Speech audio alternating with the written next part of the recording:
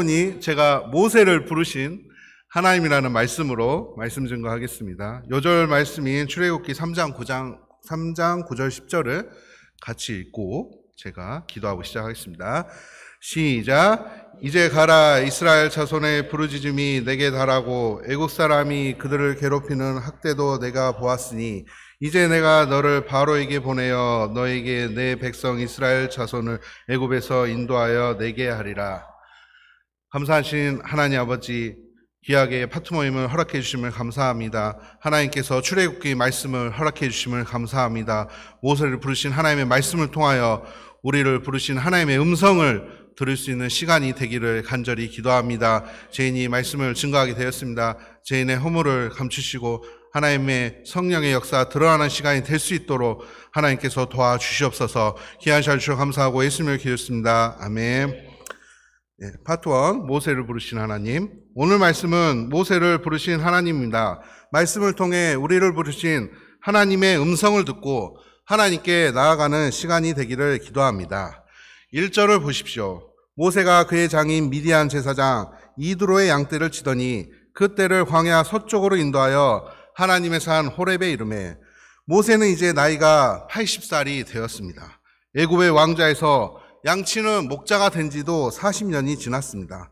이제 모세는 아무것도 없다고 생각했습니다. 도망자 신세요, 이방인요. 그래도 운 좋게 장인 잘 만나서 가정도 이루고 양도 치는 목자가 돼서 다행이라고 생각하며 하루하루를 살았습니다. 꿈도 없고 비전도 없고 그냥 다행이다. 이 정도 산 게 어디냐 하며 자족하며 살았습니다. 호렙은 황량한 땅, 버려진 땅, 불모지라는 뜻입니다. 호렙이라는 이름처럼 모세의 인생은 황량한 불모지와 같았습니다.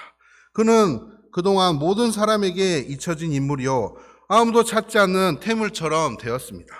그런데 그 앞에 놀라운 광경이 펼쳐졌습니다. 2절을 함께 읽어보겠습니다. 시작. 여호와의 사자가 떨기나무 가운데서 나오는 불꽃 안에서 그에게 나타나시니라. 그가 보니 떨기나무에 불이 붙었으나 그 떨기나무가 사라지지 아니하는지라. 여호와의 사자가 떨기나무 가운데 불꽃으로 나타나셨습니다. 떨기나무에 불이 붙었는데 그 나무가 타서 사라지지 않았습니다. 모세는 너무나 신기해서 가까이 가보았습니다. 이때 하나님께서 말씀하십니다. 모세야, 모세야. 모세는 깜짝 놀라서 대답했습니다. 내가 여기 있나이다. 이때 하나님이 말씀하십니다. 이리로 가까이 오지 말라. 내가 선 곳은 거룩한 땅이니 내 발에서 신을 벗으라. 나는 내 조상 하나님이니 아브라함의 하나님, 이삭의 하나님, 야곱의 하나님이니라. 모세는 깜짝 놀랐습니다. 경외로운 하나님을 정면으로 보았다가는 무슨 일이 일어날까 봐 두려워 급히 얼굴을 가렸습니다. 하나님은 떨기나무 앞에 엎드린 모세에게 말씀하십니다. 바로 애굽에서 고통하는 이스라엘 백성들을 구원하는 계획을 말씀하셨습니다. 그리고 바로 가나안 이주 계획이었습니다. 그리고 모세에게 추가로 말씀하십니다. 다 함께 9절 10절을 한 번 더 읽어보시겠습니다. 시작. 이제 가라. 이스라엘 자손의 부르짖음이 내게 달하고 애국 사람이 그들을 괴롭히는 학대도 내게 보았으니 이제 내가 너를 바로에게 보내어 너에게 내 백성 이스라엘 자손을 애굽에서 인도하여 내게 하리라. 하나님께서는 모세에게 이제 가라고 하십니다. 모세를 바로에게 보내서 200만 명의 이스라엘 백성을 가나안 땅으로 인도하신다고 하십니다. 모세는 이 말을 듣고 반응이 어떠합니까? 아니, 이렇게 큰일을 주시다니 감사합니다 주님, 열심히 해보겠습니다 라고 하였습니까? 아닙니다. 11절을 보십시오. 모세가 하나님께 아뢰되 내가 누구이기에 바로에게 가며 이스라엘 자손을 애굽에서 인도하여 내리이까? 모세는 내가 누구이기에 라고 말하였습니다. 모세는 자기 자신을 너무 잘 알았습니다. 현재 모세는 아무것도 없었습니다. 돈도 없고 명예도 없고 권력도 없었습니다. 도망자요, 대릴사요, 직장이 없어 장인어른을 도와주는 그냥 능력 없는 할아버지가 모세입니다.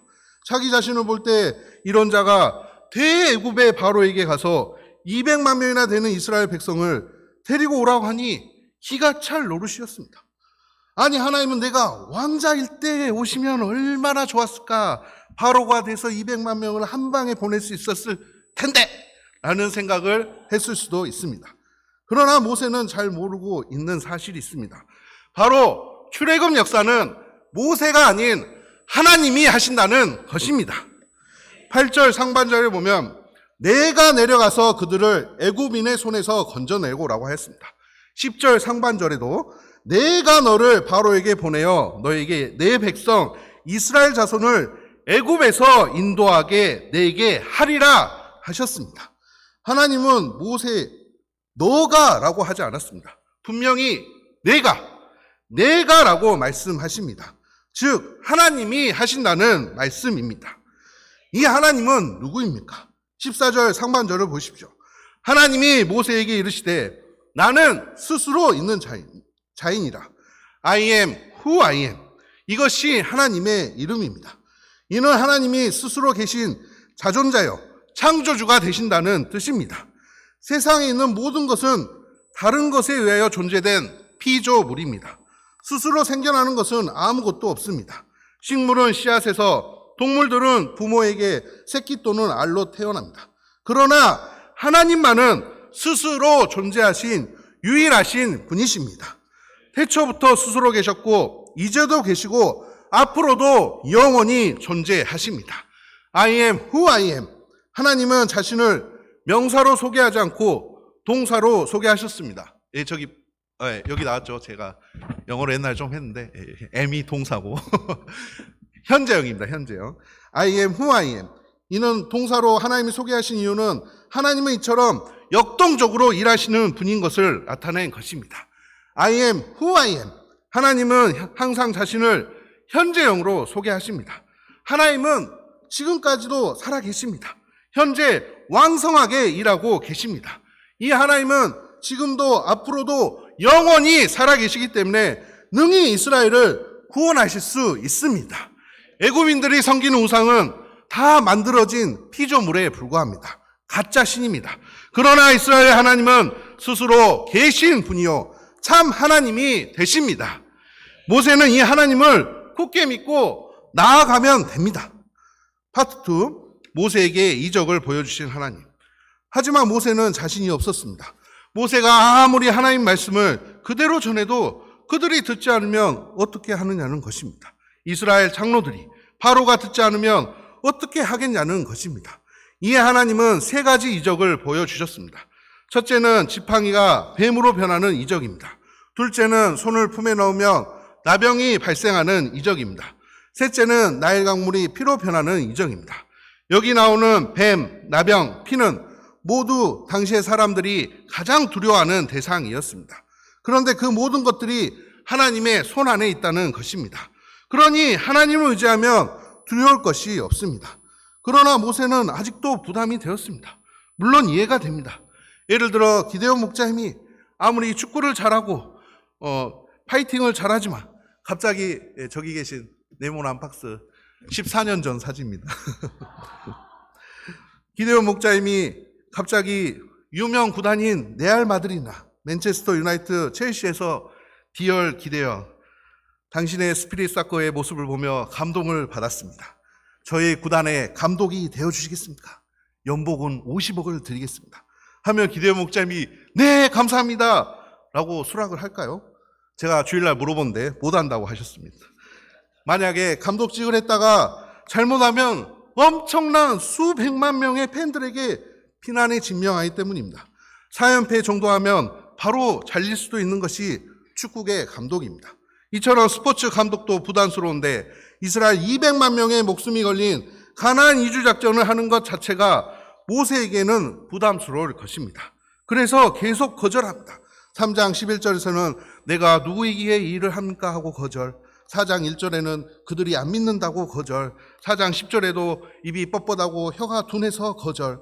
그러나 하나님은 계속해서 말씀하십니다. 너를 택한 이와 내가 너의 곁에 있다고 두려워하지 말고 나아가라고 하십니다. 계속 하나님이 설득하시니 이제는 어린아이처럼 때렸습니다. 13절을 보십시오. 모세가 이르되 오 주여 보낼 만한 자를 보내소서. 저희 아들 민홍이가 요즘은 지능이 좀 머리가 커서 생긴지 제가 막 화를 내면 주눅이 든 게 아니라 아빠 왜 그래? 진정해. 화내지 말고 진정해. 좀 봐줘. 속이 늘글거립니다. 하는 것처럼 모세도 주여 보낼 만한 저를 보내주소. 한 번만 봐주세요. 제발 저를 지명하지 말아주세요. 라고 합니다. 저 같으면 하나님이었으면 얘는 안 되겠다. 다른 사람 해야 되겠다. 포기할 것 같지만 하나님은 포기하지 않았습니다. 14절부터 17절을 보면 하나님께서는 모세에게 화를 내시면서 말씀하십니다. 여호와께서 모세를 향하여 노하여 이르시되 내 이사람 내 형 아론이 있지 아니하냐. 그가 말 잘한 것을 내가 하노라. 그가 너를 만나러 나오리니 그가 너를 볼 때 그의 마음에 기쁨이 있을 것이라. 너는 그에게 말하고 그의 입에 할 말을 주라. 내가 내 입과 그의 입에 함께 있어서 너희들이 행할 일을 가르치리라. 그가 너를 대신하여 백성에게 말할 것이니 그는 내 입을 대신할 것이요 너는 그에게 하나님 같이 되리라. 너는 이 지팡이를 손에 잡고 이것으로 이적을 행할지리라. 하나님은 모세를 택하시고 포기하지 않으셨습니다. 때가 되니 하나님께서 택하시고 부르셨습니다. 우리도 마찬가지입니다. 우리도 하나님이 부르신 자들입니다. 이 부르시는 하나님의 목소리를 듣고 영접해야겠습니다. 물론 그 부르심이 힘이 들고 어려울 수 있습니다. 나는 능력도 없고 무슨 내가 위대한 일을 할 수 있어 하는 생각이 듭니다. 하지만 그렇지 않습니다. 어떠한 사람도 하나님이 부르시면 위대한 인물이 될 수 있습니다. 여러분 여기 화면에 있는 숫자를 한번 보십시오. 300대 13만 5천이라고 쓰여져 있습니다. 여러분이 이 숫자가 군인의 숫자라고 가정하고 전쟁의 승리자를 예측한다면 누가 승리할 것이라고 예상됩니까? 우리 마가 목자님 누가 승리할 거라고 예상됩니까? 그렇죠. 당연히 그렇죠. 대부분이 13만 5천 명의 군대를 가진 자가 승리할 것이라고 예측할 것입니다. 그런데 성경에 보면 이스라엘 전쟁 역사에서 300명으로 대적자 미디안 군대 13만 5천 명과 싸워 승리한 지도자가 나옵니다. 바로 기드온의 이야기입니다. 우리가 지금까지 사실만을 보면 기드온은 13만 5천 명을 이긴 대단한 능력의 소유자로 생각할 수도 있습니다. 하지만 그는 용감한 자가 아니었습니다. 그는 미디안 군대에서 자신이 수확한 곡식을 빼앗길까 봐 두려워 몰래 곡식을 타작한 그야말로 평범하고 소심한 사람이었습니다. 그런데 그를 하나님이 부르셨습니다.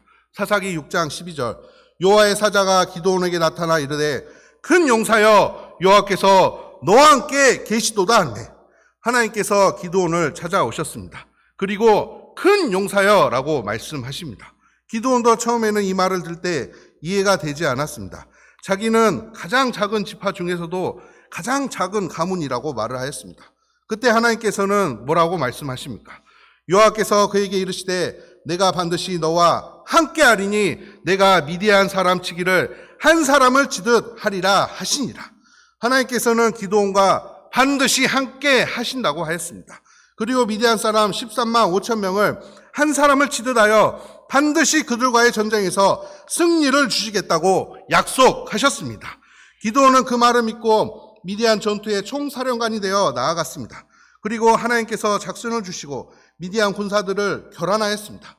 미디안 군사들은 서로 적인 줄 알고 오해하여 자기들끼리 찔러 죽여 300명의 군사로 13만 5천 명을 이기는 엄청난 승리를 가져오게 되었습니다.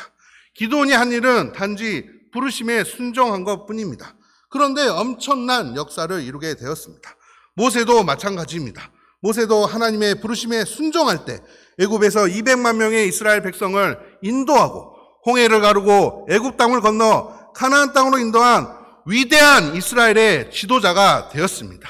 이제는 우리 차례입니다. 우리도 하나님이 부르시면 순종하고 나아가야겠습니다. 나의 능력을 보지 않고 하나님만 바라보야겠습니다. 그럴 때 우리는 반드시 승리할 것입니다. 우리가 승리를 주신 하나님을 믿고 기쁨으로 하나님의 부르심을 영접하는 자가 되기를 기도합니다. 말씀을 통하여 은혜 주신 하나님께 감사드립니다. 저도 과거 하나님이 부르시기 전 별 볼 일 없는 인생이었습니다. 낯선 사람과 말하는 것을 너무 두려워하여 롯데리아에서 햄버거 하나 사는 것을 너무나 힘들어하였습니다. 진짜입니다. 예. 남들 앞에서 노래하고 발표하는 것은 꿈도 꾸지 못하였습니다. 또한 나의 능력의 한계에 절망하였습니다. 열심히 하였지만 수능시험 결과가 기대보다 미치지 못할 때 절망하였습니다. 저는 낙담한 상태로 전남대학교 경영학부에 오게 되었습니다. 학교 신체검사 때 여기 있는 UBF 선배를 통하여 모임에 초청받게 되었습니다. 유교 보이였던 저는 기독교가 마음에 들지 않아 가고 싶은 생각이 없었지만 저희과 수석이 이 동아리에 있고 수강 신청하는 법도 몰라 전혀 관심 없었지만 내가 원하는 다른 것이 있기에 이곳으로 오게 되었습니다.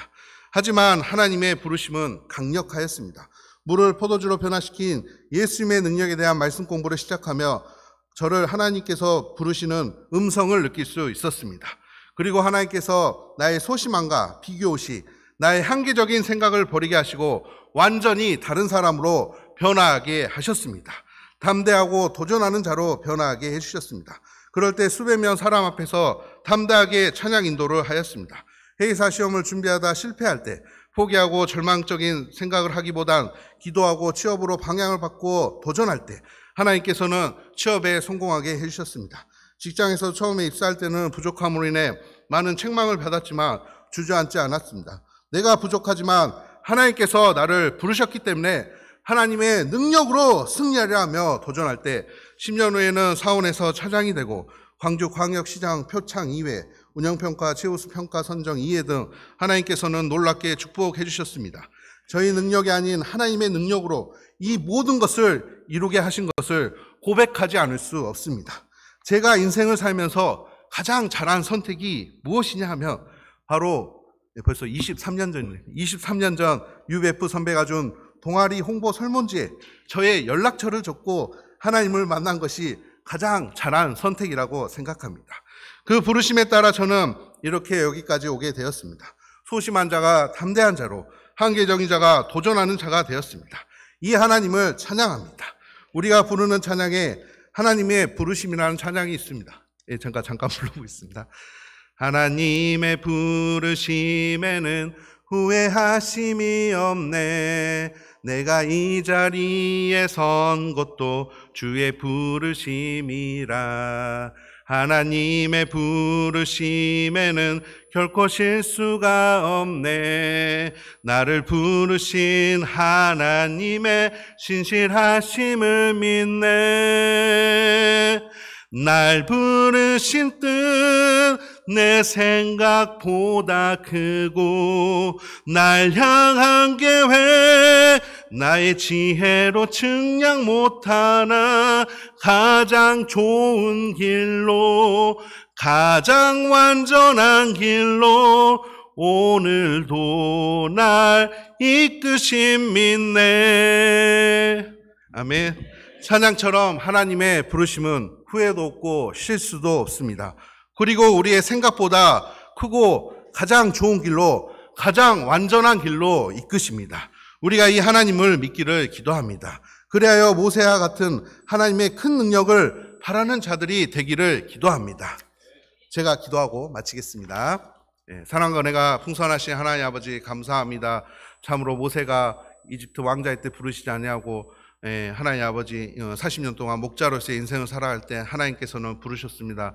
모세가 참으로 이 부르심에 부담이 되었지만 하나님께서는 끝까지 부르시고 모세를 이스라엘 지도자로 앉히시고 이스라엘 백성 200만 명을 하나님의 가나안 땅으로 인도하게 되었습니다. 하나님 아버지 이 모든 것이 모세의 능력이 아니요 하나님의 능력으로 이루신 것을 믿습니다. 지금도 살아계시고 역사하시고 활발히 움직이시는 생명력 있는 하나님이시여 우리에게도 모세와 같은 부르심을 영접하고 모세와 같은 자들이 될 수 있기를 간절히 기도합니다. 그래야 우리가 영적인 전쟁에서 승리하는 자들이 될 수 있기를 간절히 기도합니다. 귀한 찬 주로 감사하고 예수님을 기도했습니다. 아멘.